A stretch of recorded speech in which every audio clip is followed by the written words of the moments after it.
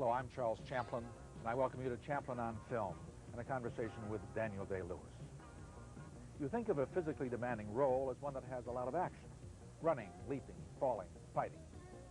But no role in recent memory has been more demanding than Daniel Day-Lewis's as Christy Brown. All day, every day of shooting, Day-Lewis lay or sat in the contorted, arms askew posture of the severe cerebral palsy victim Christy Brown was. Day-Lewis's melodious voice became a slurred drawl. His handsome face became a distended mask. Yet the character became an object not of pity, but of awed admiration for his fiery determination, temper, and sexy vitality. It's a brilliant performance, the latest in a series for the young Anglo-Irish actor whose father was Poet Laureate of England and whose mother is an actress. He made his brief debut at 12 in John Schlesinger's Sunday, Bloody Sunday, then put in years of learning with the Bristol Old Vic and the Royal Shakespeare Company. His work in Room with a View and My Beautiful Laundrette and The Unbearable Lightness of Being made him an international star. My Left Foot is, I think, his masterwork. And here at the beautiful Beverly Hills Hotel, I talked about it with Daniel Day-Lewis.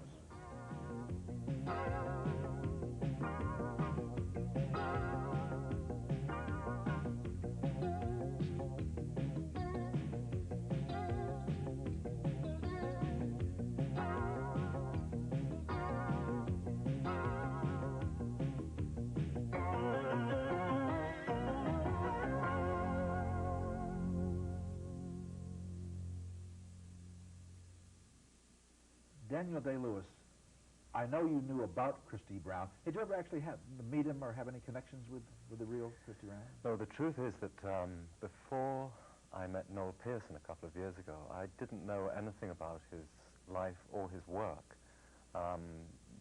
Through a chance encounter with Noel Pearson at his house one night in Ireland, I was told by him the story of Christy's life and was absolutely fascinated by he told the story in a particularly intriguing way, and I was absolutely caught up in it. And then, I mean, it was a long and fairly wild night in this place in Ireland, and I went back to England for over the course of months. It went to the back of my mind, and it was 2 years later that this script arrived out of the blue, and up until that time, I had absolutely no understanding. Well, was Noel Pearson intending to produce the film then? Was it? Well, I think he might have been, but certainly when he spoke about it, it wasn't in my mind that it was in relation to the possibility. And he wasn't really pitching you at that point to do it. Absolutely not at all. Yeah. No, it was purely for the, as I thought, for the pleasure of telling me the story, which is a thing in itself. Well, I think he didn't even think that you would consider doing it, actually. I mean, you were very busy. You'd done Laundrette and Room with a View and so on and so forth. Well, he played his cards pretty close, and and when I was reading the script, I thought, this is very familiar. I don't know why do I know about this? And I saw Noel's name on the front of it and rang him and said, what's going on here? You never told me about this. It took a long time for him to set it up. But my parents, by coincidence, it transpired that my parents had both met Christy. They'd had an encounter with him, and during the course of my work, I read Christy's writing.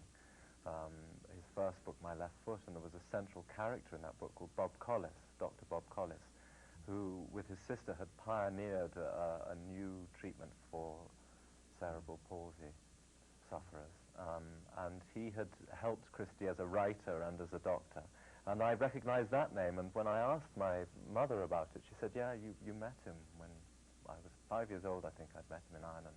Amazing. So you had a coincidence. When you read the script, I mean, did it immediately appeal to you as something that you wanted to do as an actor? I mean, what a daunting prospect, I would have thought. It must have seemed like. Well, it was one of the most astonishing pieces of writing that I've ever come across. I mean, Jim's script exists in its own right as an extraordinary piece of work.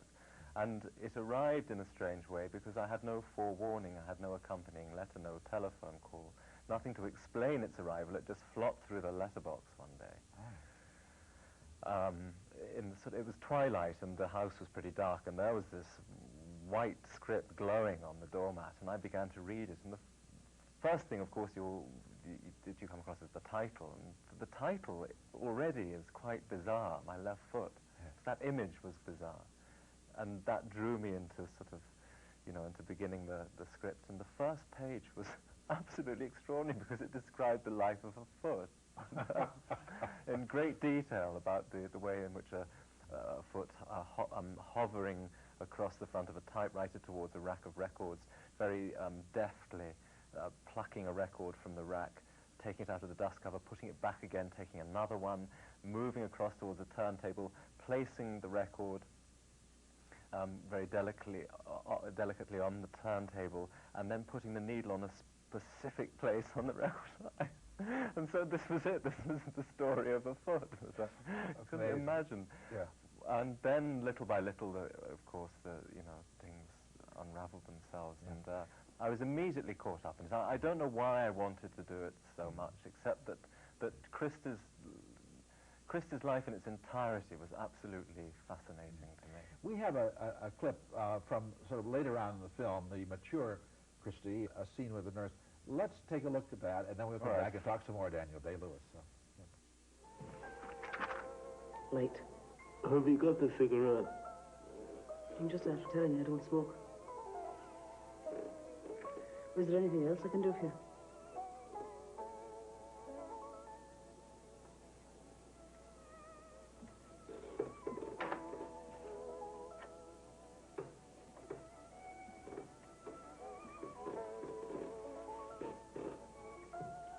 Glass. No point in drinking out of the bottle, huh?